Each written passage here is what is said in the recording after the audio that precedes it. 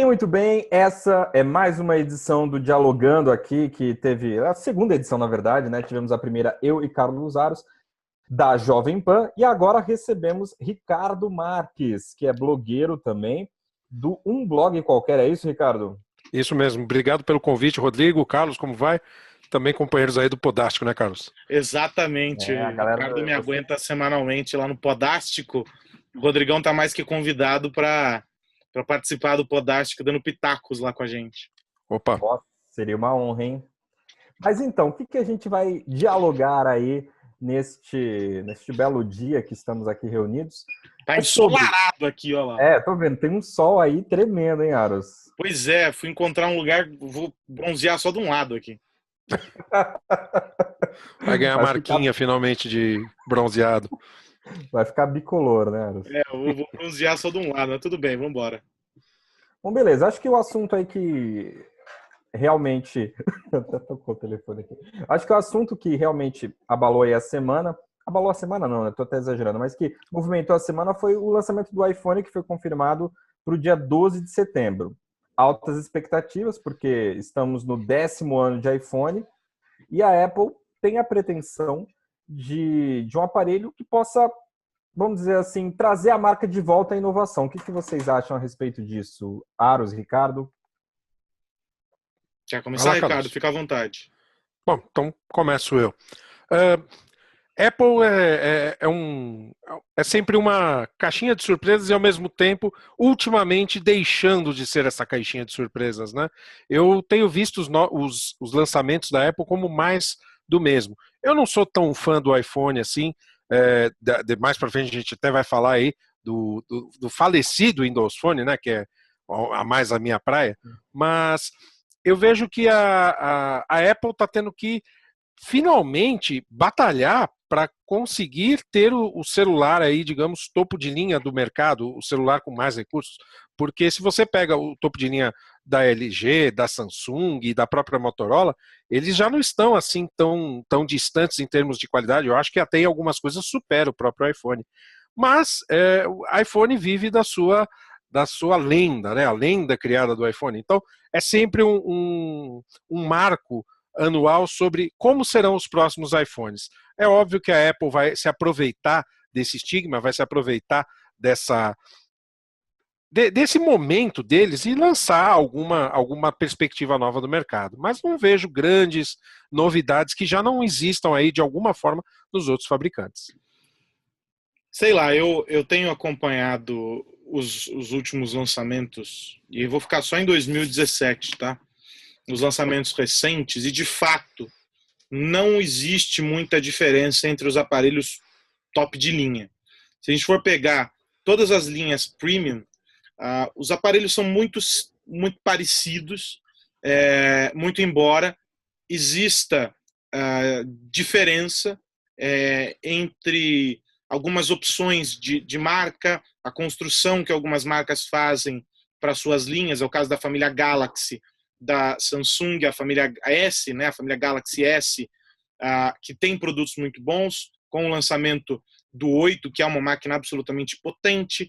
Aí você tem agora uma máquina incrível, e a gente já falou sobre isso no nosso último papo, Rodrigo. Eu não pude pegar ainda o Note 8, mas lendo a descrição, olhando o hardware de maneira fria ali, né, observando o que está escrito na descrição, é um aparelho que não deve nada, pelo contrário, sai na frente de muitos outros produtos. Mas então por que todo esse furor por causa do iPhone? Porque houve uma construção de marca que foi muito bem feita. Antes de se pensar num produto, se pensou num conceito. Há um conceito sobre o que é ser um usuário Apple. Há um conceito sobre o que é usar um iPhone e como estar dentro do ambiente Apple te coloca em vantagem sobre aquelas pessoas que não estão. Eu não vou entrar no mérito de dizer se é melhor ou pior. Quem está encontra vantagens, quem não está diz, olha, não me faz falta. Né? Então, cada marca cria esse tipo de conceito. Talvez a Apple tenha sido a marca que melhor soube fazer isso. E aí, o Ricardo fala do mito do iPhone, talvez seja parcialmente uma inverdade dizer o mito do iPhone. Ele entrega aquilo que promete. É um baita aparelho. Facilita a vida em diversos aspectos. Mas quem tem, por exemplo, um S8 está absolutamente satisfeito. Ele também entrega tudo que promete. Eu acho que no caso específico da Apple, o que coloca ela 2 passos, vamos dizer assim, na frente da concorrência é o fato de que a Apple produz um hardware para um determinado software e produz um software para um determinado hardware. O iOS conversa com o hardware dos aparelhos da Apple, no caso os iPhones, como o Android não consegue conversar com os aparelhos das fabricantes. São várias fabricantes. O Android tem que servir cair como uma luva para todas elas. Enquanto a única preocupação dos desenvolvedores do iOS é fazer com que ele funcione bem para uma determinada máquina. Então, o desempenho do iPhone acaba sendo melhor por causa disso. Do ponto de vista de expectativa e inovação, o que alguns rumores dizem que a Apple vai fazer é lançar 3 aparelhos. Ela deve lançar o dito iPhone 8, que a gente não sabe se vai chamar iPhone 8, e a segunda família da linha 7, que seria o iPhone 7S e o iPhone S7 S Plus, como ela já vem fazendo há algum tempo. Talvez seja um movimento ousado quando a gente pensa, poxa, mas lançar 3 aparelhos, sendo que os 3 são topo de linha, não é como o SE, que era um aparelho mais barato para uma entrada em um determinado público. Então, não dá para saber exatamente o que vai acontecer. O que eu vi já de imagens, e não sei se vocês viram também, é a mudança da câmera, vai ter câmera dupla, como, aliás, o Note tem, o Note 8 tem. Câmera dupla, ela não mais vai ficar na horizontal, ela fica na vertical, se não me engano. O leitor de biometria desaparece, ele passa a estar incorporado na tela, ou seja, a tela vai ter a leitura de biometria, e borda infinita. O design é belíssimo, como tudo que o John Ive faz, é muito simples, muito básico quase, mas que te entrega uma beleza que você fala, uau! Então, o meu entendimento sobre a Apple é esse. Não há que se esperar grande novidade, há que se esperar um produto bem feito para aquele público que já conhece e que vai conseguir manter a mística do que é ser um usuário Apple. Todo mundo brinca, né? Os Apple maníacos, eu sempre me refiro aos usuários da Apple, os fanboys da Apple, como Apple maníacos, porque de fato são. Eles acabam incorporando esse universo de uma maneira diferente, porque a marca sabe construir essa identidade, esse conceito. É uma sensação de pertencimento, né? É uma retenção. O marketing tem vários nomes para isso, né? É a retenção, não sei o quê. São conceitos que a Apple conseguiu criar, que outras marcas, viu, senhor Microsoft, não conseguiram criar, e que, por isso, eles causam essa celeuma toda quando fazem um anúncio. Olha, muito do que você falou, Aros, eu concordo. Eu acho que a Apple ela tem um marketing, né, que consegue abarcar esse barulho todo em torno dela por si só, independentemente do aparelho. Agora, sendo um pouco advogado do diabo, também é fato de que nos últimos lançamentos muita gente ficou decepcionada com o iPhone, não é verdade? Tivemos modelos, muitos memes na internet dos modelos que só cresciam a tela, enfim, e outras funções que de repente não trouxeram grandes novidades. Creio eu que a última grande novidade no iPhone foi o 3D Touch, né? Que foi uma coisa genial, vamos combinar que é genial. É genial, uma coisa muito interessante, mas de lá para cá não temos são mudanças assim, como eu creio também que a Samsung vem fazendo. Era isso que eu ia perguntar para vocês. O que as outras fabricantes, vamos pegar lá, Samsung, LG, Motorola, o que de novidade, para não usar a palavra novidade, porque se é novo é uma novidade, mas vamos usar o termo que eles gostam, o que de inovador surgiu nos últimos lançamentos? Não vamos longe, nos últimos 3 anos. Olha, inovação, a gente não dá para dizer que teve inovação. Tentaram se quebrar alguns paradigmas. Se você pegar Motorola, por exemplo, e até a LG tentou com o malfadado LG5, aquela história da modularidade, né? Tentou se fazer isso daí como uma grande mudança de paradigma dos celulares. O LG5 fracassou nisso daí. A Motorola até teve relativo sucesso, tanto é que deu origem a uma segunda família, tem aí o Moto Z2 para provar isso, e novos módulos também. Mas ainda acho que eles não encontraram alguma coisa que estabeleça a necessidade real desses módulos. E no caso da Motorola, a grande questão ali é a reconstrução de uma marca. A Motorola, como a grande fabricante de celulares dos anos 90 para cá, né? Vamos ver a construção da Motorola, fazendo rádios e toda a evolução da Motorola, se a gente for pegar o contexto da marca. Aí houve uma desconstrução absurda da Motorola, ela se perdeu, teve o lance da venda para o Google e aquela coisa toda, e aí a Motorola volta ao mercado como uma marca da Lenovo, ou seja, ela deixa de ser a grande marca para ser um braço de um grande grupo. A Lenovo produz produtos Lenovo, produtos Motorola, BlackBerry, e aí você tem, no bojo de tudo isso, você tem um processo de criação de um conceito, que aí são esses módulos, blá, blá, blá, blá, blá.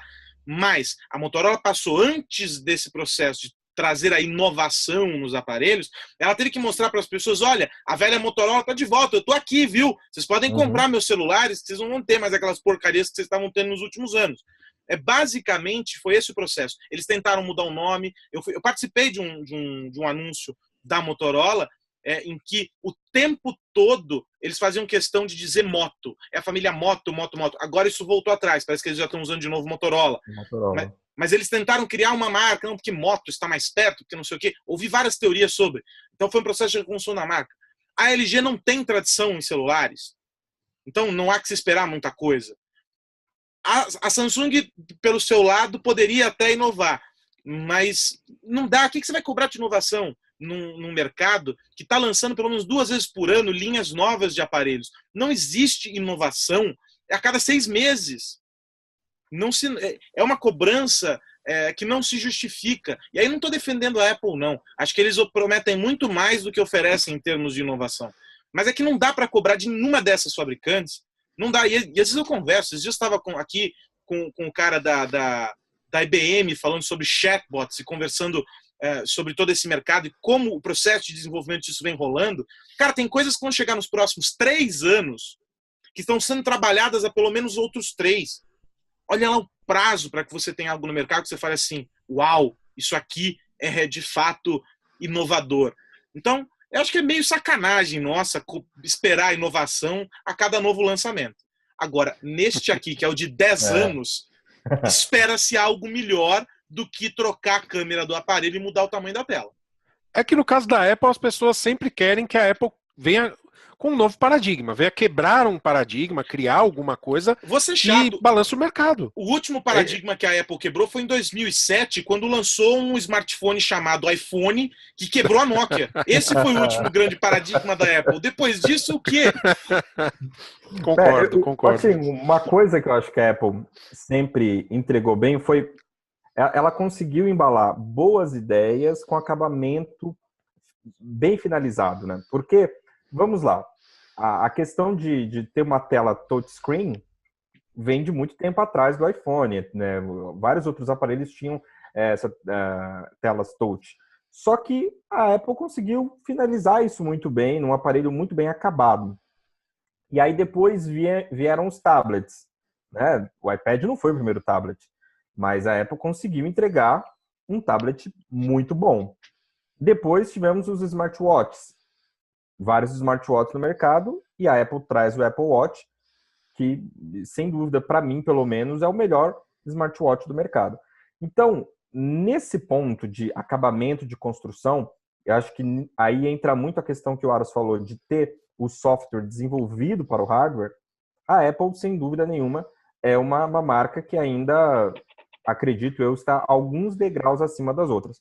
Porém, em matéria de inovação, nos últimos anos, a gente viu várias coisas acontecendo por aí. Por exemplo, para falar da Microsoft aí um pouquinho, o Surface foi uma excelente jogada da Microsoft, que a Apple depois foi atrás de copiar com o iPad Pro e ainda não é um aparelho assim, ao meu ver, concorrente do Surface. Acho que o não Surface ainda quem trabalha com imagens faz muitos elogios ao Surface, e a versão nova do Windows 10, que foi lançada há pouco tempo atrás, ela privilegia quem trabalha com imagens.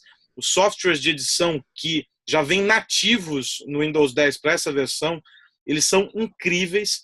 Há uma conversa entre a possibilidade de você interagir com a tela no touch e com a caneta. A experiência disso é incrível, e eles souberam trabalhar. Não é o melhor dos mundos do ponto de vista de continuidade, né? Aquela coisa de você começa num dispositivo, termina no outro, etc. Não é ainda o melhor dos mundos, mas, cara, é sensacional. Então, é um baita aparelho, sim. Só que a gente trazendo isso de volta para os smartphones para fechar esse assunto do iPhone. Eu acredito que os lançamentos da Samsung, por exemplo, da linha Galaxy, com aquela ideia do Edge, das bordas curvas, os aparelhos com um design muito interessante, porque o consumidor também compra design, assim. E se a gente vê nos últimos lançamentos do iPhone, a mudança no aspecto visual do aparelho foi muito pequena. Então, eu acredito que há essa certa decepção dos consumidores com relação à Apple por conta disso. Acho que eu vou discordar. Do 5 para o 6, ele ficou mais bonito. Ele ele perdeu aquela coisa lá, né? o lajotinha, ele ficou mais arredondado, até por uma necessidade, porque a tela ficou um pouco maior, né, para poder acomodar os botões, etc. Mas ele ficou mais bonito. Do 5 para diante, o iPhone ficou mais bonito. Enfim, mas eu acredito que a Samsung, nesse campo de design, que é a grande concorrente da Apple, a Samsung, nesse campo de design, ela trabalhou bem melhor do que a Apple, a meu ver. Eu acho os aparelhos da linha S e o da linha Note mais bonitos do que a Apple, batendo um pouco nessa questão da construção. Johnny Ive discordaria de você. Por que será? Pessoal, né? Agora, o que eu acho que atrapalha muito a Samsung ainda é a questão dela querer ficar personalizando o Android, né? Eu acho Todas as fabricantes. É um inferno. Isso atrapalha muito. Você enxota um monte de aplicativo no aparelho e não fica legal.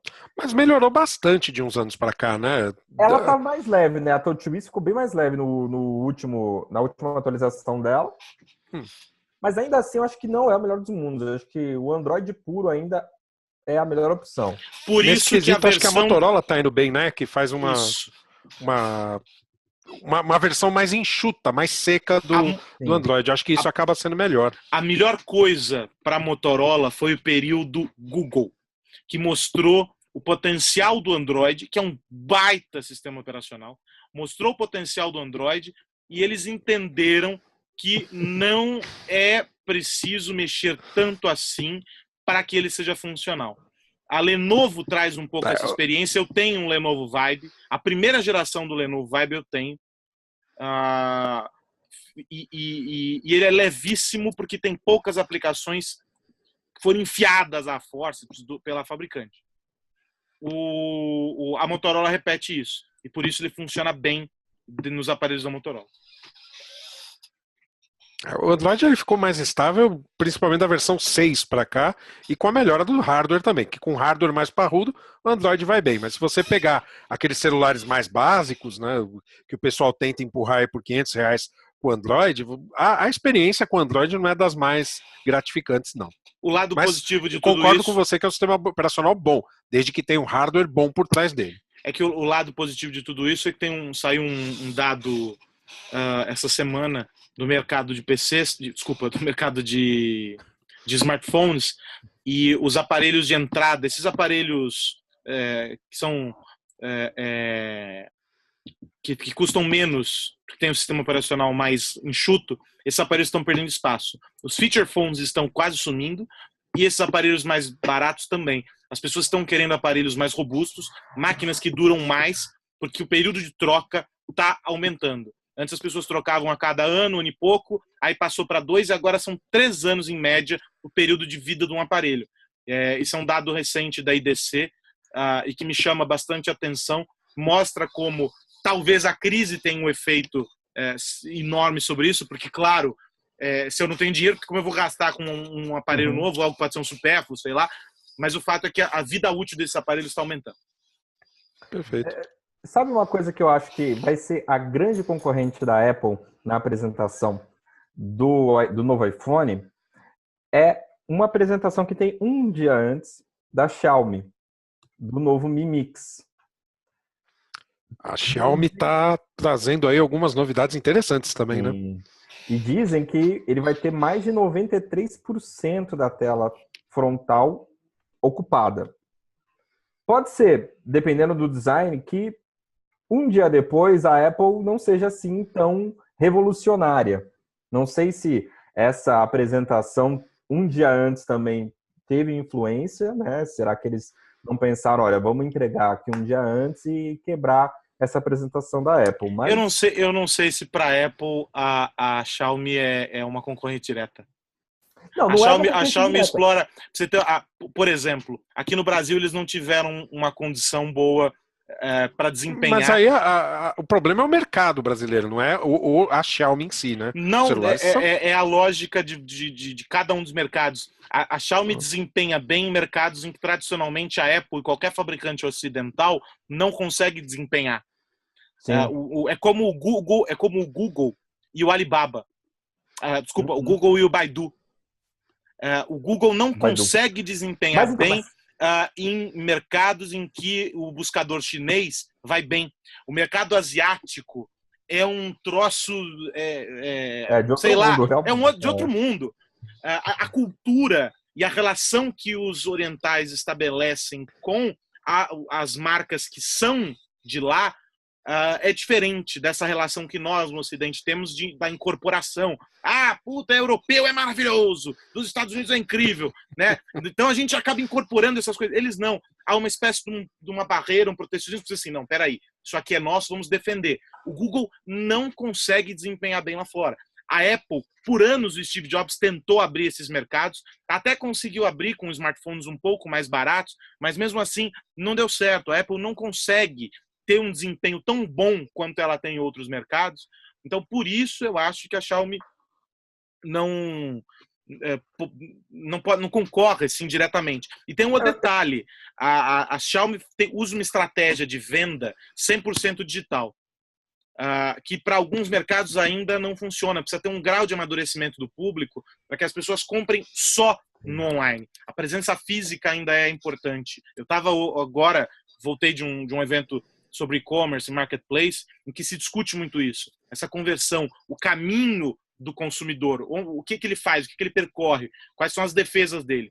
A Xiaomi deu com a cara no muro porque não aceitou essa realidade brasileira. Eles até tentaram, né, com quiosques em shoppings e tal, mas acabou não rolando. Assim, só para finalizar isso e a gente entrar no assunto da Microsoft, com relação à Xiaomi, eu concordo que não é uma concorrente da Apple, mercadologicamente falando. Mas eu acredito que o produto em si, o Xiaomi Mi Mix, ele tem potencial para diminuir a apresentação do iPhone, entende? Do ponto de vista, não é nada tão novo assim, a Xiaomi apresentou algo similar ontem. Então, eu acho que pode ser alguma coisa preocupante. Foi o que eu quis dizer, aquele momento assim do paradigma, né? Antigamente ficava essa impressão, a Apple trazia as novidades e as outras tentavam acompanhar. E isso não está acontecendo mais. As outras não só estão acompanhando, como às vezes estão aparecendo antes com algumas novidades, né? Um bom exemplo disso é a tela infinita, que foi primeiro, acho que, se não me falha a memória, acho que a Samsung e a LG apresentaram a tela infinita bem antes aí do mercado, né? E agora a Xiaomi também, e provavelmente o novo iPhone vai vir com ela também. Mas é uma coisa que veio antes do iPhone. Sim. Acho assim, uma coisa que todos concordamos é que está muito difícil inovar nesse segmento de smartphones. E para a gente já dar um gancho e introduzir o assunto, a Microsoft abandonou totalmente, né, esse mercado de smartphones, trouxe aparelhos que não tinham nenhuma inovação assim que fizesse jus a você optar por ter um Windows Phone. Teve toda a estratégia com a Nokia, toda aquela coisa. E eu não vou me recordar agora qual diretor da Microsoft deu essa declaração, mas eles disseram que eles não tinham desistido do mobile e que o próximo aparelho seria um aparelho revolucionário. Né? Foi o Satya Nadella que disse isso. Na verdade, a frase dele foi assim: o próximo dispositivo móvel da Microsoft, ele não vai se assemelhar em nada com os smartphones atuais no mercado.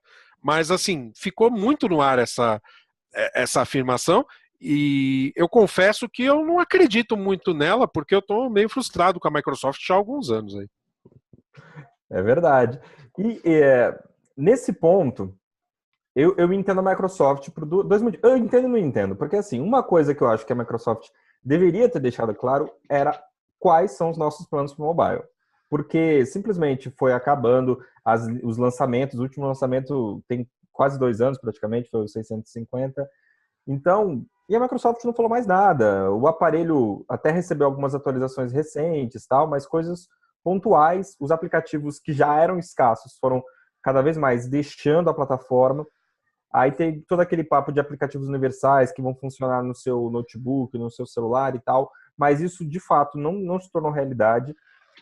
Eu usei um Lumia 640 XL até uns 2 meses atrás como meu smartphone principal e saí porque simplesmente os aplicativos não funcionam. O aparelho é ótimo, o sistema é leve, o sistema até, muito daquilo que a gente falou do iPhone, de ser bem trabalhado na questão de hardware e tal, ele é bem trabalhado também no Windows Phone, era um sistema muito leve, principalmente até o 8.1, 10 para frente deu uma ramelada ali a Microsoft, mas nos últimos anos ele foi deixado de lado e a Microsoft simplesmente não falou nada sobre isso. A Microsoft, ela tinha o pote de ouro nas mãos, né? E não soube aproveitar. É minha opinião. Há anos eu defendo a plataforma Windows Phone. Eu sou usuário do Windows Phone até hoje. Eu ainda estou com o Lumia 640, apesar de já ter desistido, né? Já até fiz texto no meu blog, fiz vídeo no meu canal falando sobre isso. Mas eu acredito que a Microsoft, ela simplesmente resolveu fazer aquilo que ela faz bem, que é investir na parte de software e em serviços. Então, ela entendeu que ela teria parceiros que assumiriam essa questão do hardware. E acontece que os parceiros não surgiram. Por quê? É mais lucrativo fazer celular com Android. Isso é um fato. Se você pegar no começo do Windows Phone, você tinha lá, a LG fazia telefone com Windows Phone, a Samsung fazia, você tinha fabricantes menores produzindo Windows Phone, e aí eles foram desaparecendo, foram minguando. Quando você chegou no Windows 10, quem que fazia dispositivo? Talvez a própria Microsoft, que acabou encampando a Nokia, e a Blue, que é uma fabricante americana, que também deixou de lado em razão do Android. Agora, Microsoft sempre deixou claro uma coisa, que o que interessa para ela é estar aonde os usuários estão. E para ela, onde eles estão? Estão lá na plataforma Android, estão lá na plataforma do iPhone. Então, eles vão produzir serviços, porque o mercado de software migrou para esse lado, a oferta de serviços. Se você pegar hoje, um dos principais focos de atuação da Microsoft não é nem no mercado mobile, é na nuvem, é o Azure, é o que eles usam de mais forte. Então, eles estão trazendo todos os serviços, estão oferecendo os serviços deles, e aí seja o Outlook, seja o Office, sejam outras soluções proprietárias da Microsoft para as plataformas e deixando de lado aí um pouco o hardware. E aí o Windows Phone serviria como uma grande vitrine dos serviços da Microsoft. O problema é que, se eu não me engano, o Lumia 950, que é o flagship do Windows Phone, ele tem quase 2 anos do seu lançamento. Sim. Que o Windows Phone nós temos hoje no momento? Tem um.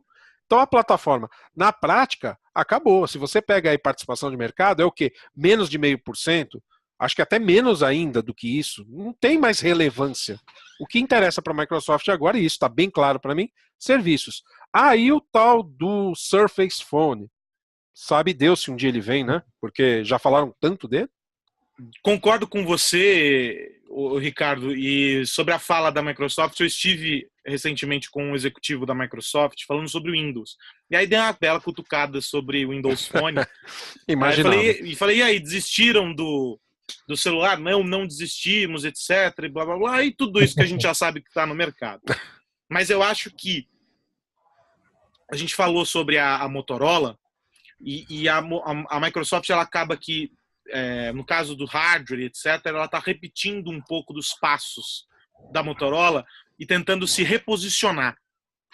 Ela está buscando se encontrar nesse universo, criando um conceito para esse usuário, e ela está perdida porque são muitos serviços dispersos. Ela focou em muitas frentes porque ela achava que todo mundo ia estar para sempre conectado pelo o Windows, que as pessoas estariam todas ali no Windows e que seria muito fácil você oferecer consumo, mas as coisas mudaram.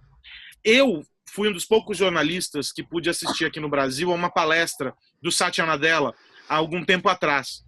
Uma fala incrível durante 40 minutos, em que o foco dele foi basicamente o futuro.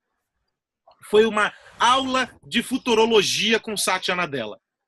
E ele falou muito sobre isso que você mencionou, Ricardo, de estar onde os usuários estão. E os usuários estão na nuvem. E a Microsoft está investindo cada vez mais nessas plataformas. E há um outro detalhe que a gente esqueceu aqui, porque nós falamos muito de B2C, né? Falamos de business to consumer. Falamos só daquela frente que todo mundo consegue ter acesso na hora de comprar ou comprar um serviço ou contratar um produto. Aliás, o inverso. Comprar um produto ou contratar um serviço. A Microsoft, ela opera muito no B2B.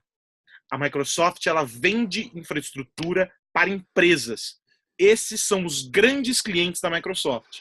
E talvez eu diria que são os principais. Exato. E por isso, talvez o Windows Phone não faça tanto sentido para eles. Mas é claro, a gente precisaria olhar a Microsoft e esmiuçar ela aqui nessa conversa em várias frentes de negócio, entender. O que eu posso dizer das conversas que eu tive recentemente? Que existe uma vontade da Microsoft de estar presente ali, porque ela sabe que a mobilidade é importante, mas a Microsoft também entende, ao mesmo tempo, que a gente talvez já esteja chegando no final da era da mobilidade. Talvez o smartphone daqui a 3, 5 anos, sei lá, já não faça mais sentido. E que a gente já tem que começar a olhar para a realidade virtual e para a realidade aumentada como ferramentas cada vez mais presentes na nossa vida. E aí surge um cara chamado HoloLens. Então, a gente precisa começar a tentar entender que, para eles, a gente falou muito sobre o ciclo de evolução e de renovação das coisas, talvez para a Microsoft já não faça mais sentido gastar dinheiro num smartphone. E eles já estejam pensando na próxima fronteira. Mas a verdade é que a gente não vai saber o que está se passando nesse momento dentro do laboratório do Rico Malvar, que é o cientista-chefe da Microsoft, e nem vamos ter acesso às reuniões do conselho presididas por Bill Gates e com Satya Nadella no comando. A gente não vai saber. O fato é que o Satya Nadella, como o homem que foi diretor de nuvem, cloud computing, por muitos anos, ter sido alçado ao cargo máximo, é muito significativo. Mostra que, bom, vamos pegar esse cara aqui porque ele já está olhando em algo que está lá adiante. Vamos, então, colocar ele no comando, porque com ele a gente já dá 3 casas de avanço. Acho que talvez seja isso. Agora, de todo modo, ficamos saudosos do Windows Phone. Gostava dos cards que eu podia mexer na tela. Ah, também gostava, viu? O meu tá aqui. Só não funciona, mas tá aí. Isso ele deixa de funcionar muitas vezes, mas ele ainda é o meu celular principal. Só para ficar numa notícia da semana envolvendo isso, a polícia de Nova York parece que comprou atrás 36 mil aparelhos Lumia e parece que vão trocar para o iPhone já. Perceberam que ele falha, né? Enfim. E a gente precisa fechar, mas só rapidamente, o lançamento do iPhone 8, se é que vai se chamar assim, vai acontecer no Apple Park, no Teatro Steve Jobs. Primeiro lançamento. É bastante significativo isso. Tem várias... Eles abriram recentemente o campus. O prédio é maravilhoso. Eu publiquei esses dias no blog um vídeo que mostra isso. É fantástico, vale conferir. Beleza. Esse lançamento aí tem vários pontos, né? O primeiro lançamento no Steve Jobs Theater e sendo 10 anos, né, de iPhone, pode ser que isso indique alguma coisa pra gente. Bom, mas foi um prazer. A gente encerrando mais esse Dialogando aqui com o Carlos Aros da Jovem Pan. Qual é o endereço do blog, Aros? blogjp.com.br/technews. Vocês também acompanham o Carlos Aros lá na Jovem Pan diariamente. Ricardo Marques, de um blog qualquer. Qual é o endereço, Ricardo? www.umblogqualquer.com.br. Muito simples. Não deixe de acompanhar também o canal Siloga. Se inscreva, curta o vídeo e também tem agora o nosso blog siloga.com.br. Um abraço a todos e até a próxima. Tchau! Tchau, obrigado.